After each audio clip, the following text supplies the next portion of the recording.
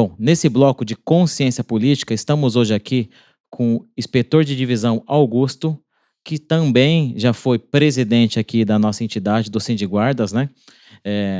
Tô com a minha colinha aqui, viu, Augusto? Que o Augusto ele foi vice-presidente de 2006 a 2008 e foi presidente do Sindiguardas de 2008 até 2016, né? Então, Augusto, seja bem-vindo. Hoje o nosso querido Augusto está aqui para poder falar sobre o anúncio dele sobre como pré-candidato a vereador, né? E nós estamos abrindo para ele, assim como abrimos para todos e qualquer guarda civil metropolitano que tiver interesse em futuramente representar a categoria. Augusto, boa tarde. Boa tarde, Rafael. Eu estou na Guarda Civil Metropolitana há 31 anos. Galguei todos os cargos da carreira, chegando hoje à condição de inspetor de divisão. Fui líder sindical, como vice-presidente, como você mesmo falou, depois presidente. Travei várias lutas em prol das guardas municipais, não só da Guarda Civil Metropolitana, mas em prol das guardas municipais como um todo. Recebi um convite para ser pré-candidato a vereador, aceitei o convite e me coloco exatamente à disposição para debater o assunto, né, da candidatura de vereador dentro da Guarda Civil Metropolitana. Perfeito. É inegável que o nosso querido Augusto, ele é uma figura de representação da entidade, até pelo fato de já ter sido presidente, né? E, naturalmente, a primeira pergunta que eu tenho aqui para o senhor, o Augusto, é por que o senhor quer ser candidato a vereador? Então, desde que eu entrei na Guarda Civil Metropolitana, eu sempre fui um cara contestador. E acabei me candidatando a primeira vez para presidente do sindicato, não sendo eleito, ficamos em segundo lugar. Depois conseguimos fazer a união de vários grupos e cheguei à condição de vice-presidente. Na sequência, coloquei meu nome para compor uma chapa encabeçando como presidente, fomos eleitos.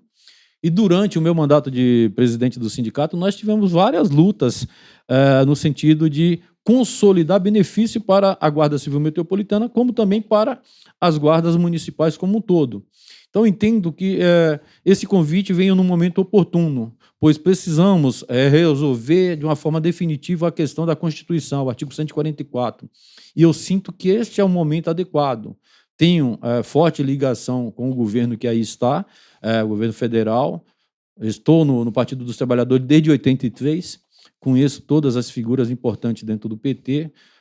Quando das negociações para a elaboração da 13.022, fiz parte do grupo de trabalho e depois trabalhei no Congresso Nacional, tanto na Câmara dos Deputados como no Senado, para que fosse aprovado. Então, eu acho que sou uma pessoa qualificada e que tem condições de contribuir muito para solucionarmos de uma forma definitiva a questão da inserção no artigo 144 da Constituição brasileira. Perfeito, Augusto. O que o senhor acha de um movimento que tem acontecido nos últimos tempos, né, da militarização das guardas, né, os preceitos militares dentro das guardas municipais e, consequentemente, o que o senhor também acha sobre a desmilitarização das polícias militares? Olha, Rafael, ótima pergunta. Em 2009, participamos da primeira Conferência Nacional de Segurança Pública. Tínhamos forte oposição da Polícia Militar no sentido de garantir avanços na legislação para as guardas municipais. Nos aliamos ao movimento que estava propondo a desmilitarização, inclusive foi aprovada na Conferência Nacional, infelizmente não foi dada continuidade no assunto, mas felizmente foi dada continuidade ao assunto de regulamentar o parágrafo 8º do artigo 144, que culminou com a Lei 13.022, já está passando do momento de se discutir a desmilitarização. As polícias militares é o último resquício da época da ditadura. Nós não podemos conviver com uma instituição que diz que faz segurança pública, que significa dizer segurança das pessoas, mas que os seus trabalhadores não têm direito a se organizar, não têm direito a reivindicar, não têm direito a se manifestar. É uma coisa muito arcaica em pleno século XXI. Poucos são os países que ainda têm esse modelo de polícia militar, e normalmente esses países que têm ainda é países que têm um autoritarismo muito forte dos seus governos. Então, devemos discutir a desmilitarização não só da polícia militar, mas também das guardas municipais. As guardas municipais têm que ser uma instituição realmente civil e que esteja aí para servir à sociedade e não aos seus comandantes, às vezes de uma forma arcaica. Exatamente. Sobre essa questão da desmilitarização, né, e dos preceitos militares dentro das guardas, né, eu gostaria até de dar um exemplo, né, que é a nossa realidade aqui na Guarda de São Paulo. Por exemplo, a continência, né, objeto tão polêmico aí nos grupos de guardas, né, Augusto, né, sobre a questão da obrigatoriedade, né. Há quem diga, por exemplo, que a continência é o cumprimento do guarda, e aí cada um pensa de uma forma, né. Eu, particularmente, penso que é um preceito militar sim, porque se fosse cumprimento, ela não partiria do subordinado para o superior, partiria de quem está entrando no ambiente, de quem estivesse entrando no ambiente. O que você pensa sobre? Olha, Rafael, quando nós estávamos elaborando a 13.022, foi debatido exaustivamente essa questão da continência. Efetivamente, é uma estética militar. Não adianta falar que não, pois é uma coisa bem típica de militares. E você aborda com precisão essa questão do subordinado ter que fazer esse movimento para o seu superior. O chato é que, às vezes, o seu superior se sente tão superior que não responde. E aí fica uma coisa estranha. Eu, dentro da carreira da Guarda Civil Metropolitana, inspetor de divisão, eu não tenho dificuldade nenhuma em me dirigir a um subordinado meu, bom dia, boa tarde, boa noite.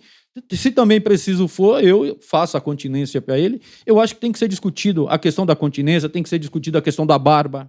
Eu não concordo, por exemplo, que guarda não possa usar barba. Estabeleça um padrão de barba, mas tem que ser. Tem que ser liberado porque nós somos civis, nós não somos militares. Então, essa questão da continência acaba sendo realmente uma ferramenta de opressão do superior para o seu subordinado. Perfeito, Augusto. Quando o senhor, ainda presidente do Sindiguardas, né, trabalhou arduamente, o que trouxe a conquista, né, do plano de carreira, que foi e é o melhor plano de carreira de todos os tempos dentro da Guarda Civil Metropolitana. É importante frisar isso, né? Já no primeiro ano, já promoveu mais pessoas do que todas as carreiras juntas, né? Isso sem contar nos demais anos, né? Então, o senhor participou na criação da lei.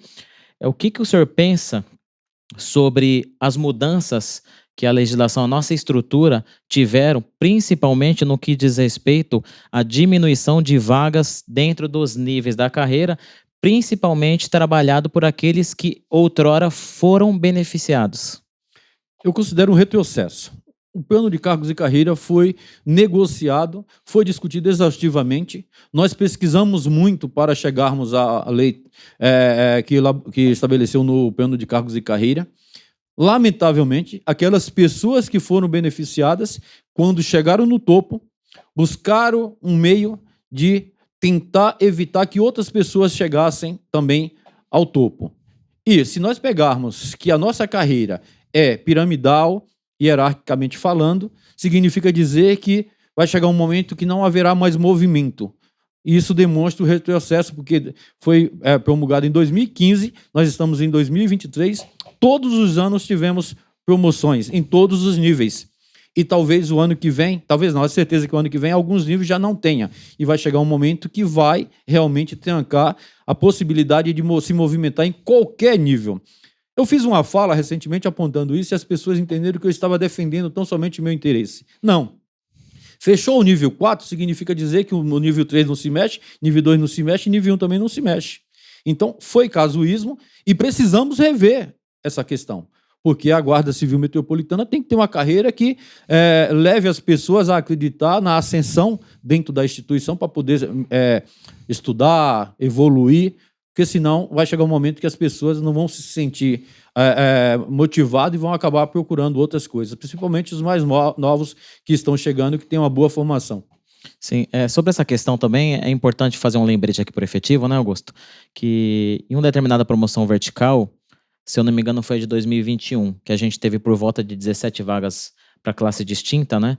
Essas vagas, foi até por intermédio do ofício do Sindiguardas, a secretaria tinha apresentado, como ela faz anualmente, né, as vagas em cada nível, né? E justamente por conta do efeito cascata que apareceram, abre aspas, né, não apareceram essas vagas, né? Que é disso daí que você está se referindo, né? Exatamente. Então, quando você poda lá em cima, você tem uma diminuição do efeito cascata. Então, se fosse hoje, por exemplo, talvez aquelas vagas de classes distintas não teriam ou teriam muito menos do que naquela oportunidade, né, Augusto? Rafael, e assim, tem uma coisa muito triste, para não dizer grave nessa situação, é que onde está represada a quantidade de pessoas que já pode se aposentar e não o fazem é exatamente no nível 4. O que significa dizer que eles permanecem na ativa, não permitindo que quem está abaixo ascenda na carreira e possibilite exatamente esse movimento, né? Então, precisamos rever realmente essa questão. Perfeito. Augusto, nas últimas semanas, né, aconteceram alguns debates, alguns até calorosos, em grupos aí por aí fora, né? Todo guarda tem um grupo, pelo menos um grupo, né?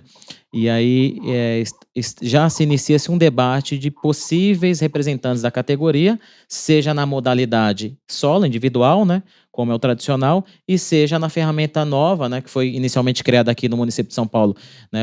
Pelo PSOL, que é a ferramenta do mandato coletivo. O que o senhor pensa sobre um possível mandato coletivo para representar os guardas civis metropolitanos? Eu vejo com bons olhos, só que eu tenho uma preocupação.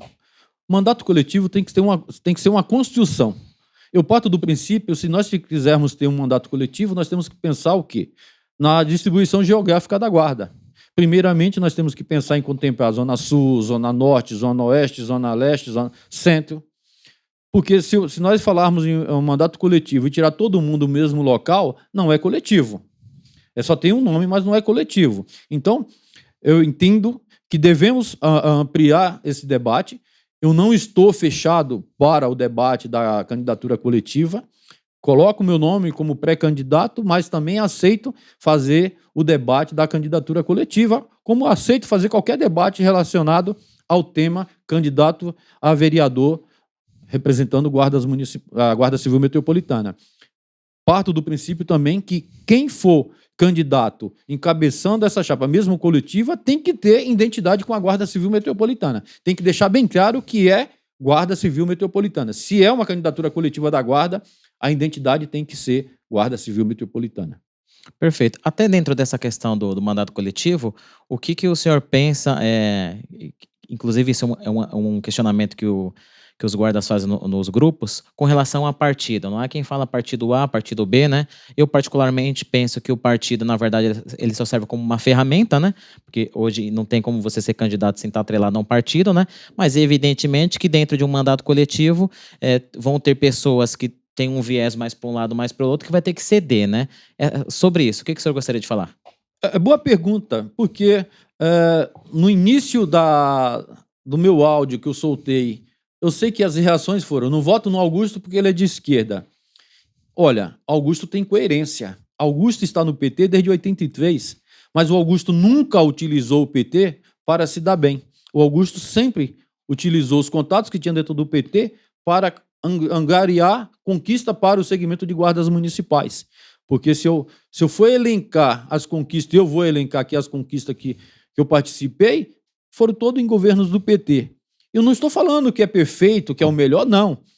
Dentro de uma candidatura coletiva, nós temos que deixar de lado a questão de religião, a questão de sexo, de gênero, a questão ideológica. A ideologia é uma só: Guarda Civil Metropolitana. Se chegarmos ao consenso que aquele colega que vai sair encabeçando a chapa é de um partido de direita, acabou o assunto de esquerda ou direita. Nós só temos um único objetivo: Guarda Civil Metropolitana. E aí, eu já aproveito, Rafael, para falar o seguinte: nessa construção de uma candidatura coletiva, ela passa também por um debate até com a região metropolitana de São Paulo, buscando guardas que vão se candidatar lá, para que possamos estar fazendo o debate aqui dos nossos que moram nos outros municípios, votar nesse guarda, e ele lá fazer o debate com aqueles guardas que moram no município de São Paulo, votar no nosso candidato. Então, é um movimento que precisa ser ampliado o mais rápido possível, porque o tempo urge, correto? Então, eu não vejo nenhuma dificuldade para debater nenhuma candidatura a questão do viés ideológico. A minha camisa é azul e é ela que me dá a dignidade que eu tenho hoje, em 31 anos. Augusto, voltando um pouco nessa questão da carreira da Guarda Civil Metropolitana mesmo, né? Também recentemente nós tivemos uma mudança, né, na estrutura da nossa carreira, que a gente saiu do regime que anteriormente era, e ainda é, porque ainda tem pessoas nele, né, que é dos vencimentos, e passou-se a grande maioria para o regime de subsídio, que foi a Lei 17.812, né? O que você pensa sobre essa questão? Até porque essa pergunta eu penso que é importante, né? Porque lá no passado tiveram algumas falas do senhor e de outras pessoas também nesse sentido, né? Que talvez possa ter dado um entendimento não correto, né? Com o que as pessoas estão veiculando. Veja bem, no primeiro momento, essa mudança que aconteceu foi muito boa para os nível 1, mas nem 100%, porque tinha muitas pessoas no nível 1 que estavam para pegar o seu quarto quinquênio, a sexta parte, é quando o servidor consegue dar um salto para ter um ganho salarial considerável.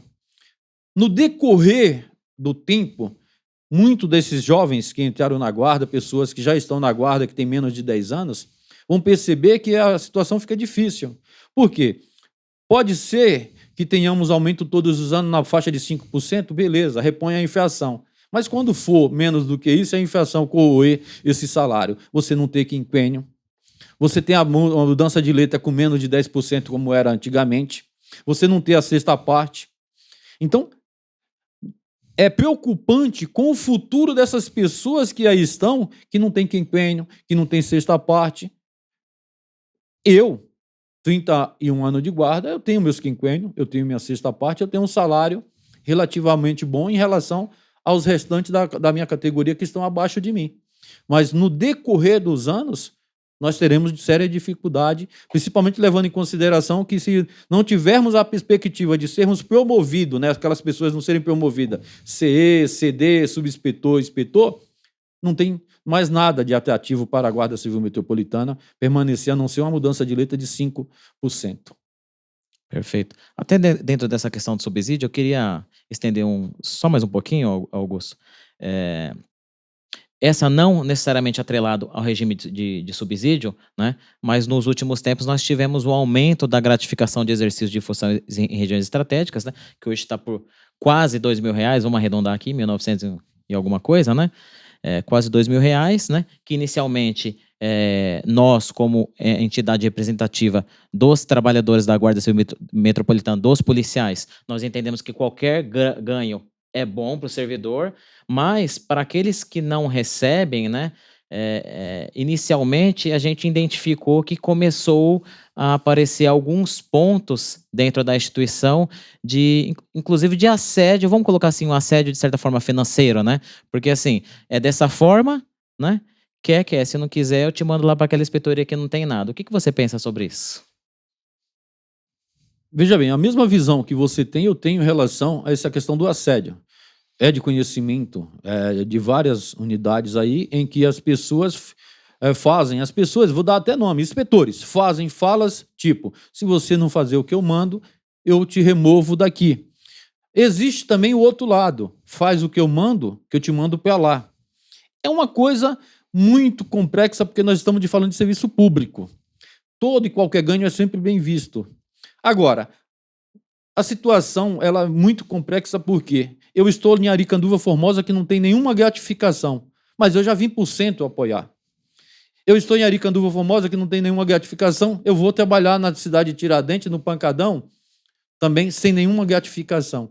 Então, tem que ser revista essa situação para garantir para que todas as unidades da Guarda tenham algum ganho, alguma gratificação, para nos colocar em pé de igualdade. Não mato vaca porque tem carrapato. Eu faço a correção, aplico veneno para matar o carrapato. Então, a administração pública precisa rever essa questão e rever, não estou aqui defendendo que diminua. R$2.000 era o ideal, é o ideal, R$2.000, seja para a área central, 1.500 para outra, 1.000 para outra, 500 para outra, mas tem que ter. Perfeito? Perfeito, Augusto. Augusto, eu percebo que você tem algumas anotações, né? Uhum. Alguns pontos específicos que o senhor gostaria de tocar, né? E eu vou abrir agora um espaço para que o senhor possa colocar, externar os seus pensamentos, né? Perfeito, Rafael. Eu, enquanto representante de guardas municipais, né, Guarda Civil Metropolitana, antes mesmo de chegar ao sindicato, eu já estava lutando.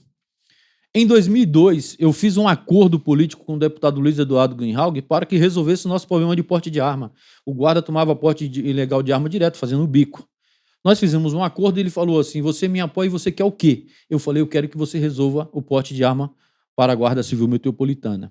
A maioria da guarda, antigo e novo, não sabe que antigamente nós usávamos arma através de uma portaria, a portaria 26 do governo Mário Covas, que era uma concessão à empresa de vigilância municipal, que era da forma que nos tratava. Tinha uma lei 9.437 de 94 que não falava de guarda municipal. Essa lei tratava de porte de arma. O meu acordo, junto com o comandante Menezes, o inspetor Carmo, Radmacher, Honorato, com o deputado Luiz Eduardo Greenhalgh, surgiu o Estatuto de Desarmamento, que nos concedeu o porte de arma, mas mesmo assim, na época, o secretário Ortega não queria permitir esse porte de arma. Quando nós chegamos à condição de sindicalista, eu negociei juntamente com o deputado e com o ministro Márcio Tomás Bastos, em uma audiência em Brasília, para que fosse feita uma portaria, a portaria 365, estabelecendo que o guarda podia andar armado 24 horas em qualquer município do estado de São Paulo. Inclusive, o presidente Lula baixou o decreto 5.187, acabando com o limite territorial do porte de arma de guarda municipal. Então, desde 2002, eu posso falar da Lei 10.826, a Portaria 365. Em 2009, participei da Conferência Nacional de Segurança Pública Municipal, sendo o mais votado. Na estadual, sendo o segundo mais votado, fui para a Conferência Nacional, que culminou com a aprovação da diretriz de regulamentar o parágrafo 8º do artigo 144. Participei do grupo que elaborou essa 13.022 e depois atuei no Congresso Nacional para que fosse aprovada a 13.022. Conduzi as negociações junto ao governo Haddad para a Lei 16.239, que foi o nosso plano de cargos e carreira, que foi um avanço, inclusive servindo de modelo para outros sindicatos de guardas municipais e até dentro do âmbito municipal, discutindo como se deu essa questão de não ter mais que descontar o vale-refeição quando o guarda folgava, atividade física, que hoje estão querendo acabar com a atividade física. Então, nós temos um plano de cargos e carreira que possibilitou promoções todos os anos. Negociei para que houvesse concurso de 1.000 guardas novos no governo Haddad. Então, por isso que eu quero ser vereador. E, sendo vereador eleito, nós vamos atuar junto ao governo federal, pois conheço vários ministros, vários deputados, vários senadores, para que possamos, de uma forma definitiva, consolidar as guardas municipais no artigo 144 da Constituição brasileira. E no âmbito municipal, eu acho que muito importante é estabelecer um valor de 3% do orçamento para a Secretaria de Segurança Urbana, mas para a Secretaria de Segurança Urbana, não para a Defesa Civil, não para a Junta de Serviço Militar, para investir na Guarda Civil Metropolitana. E quando eu falo Guarda Civil Metropolitana, eu estou falando em investir no homem e na mulher. Aqui, nós vamos encerrando este bloco da consciência política, né? Vou aproveitar, primeiramente, agradecer a presença do nobre Augusto, inspetor de divisão lá da Aricanduva Formosa, né? Então, você que quiser mandar uma pergunta lá para o Augusto, lá, já sabe onde encontrá-lo, né?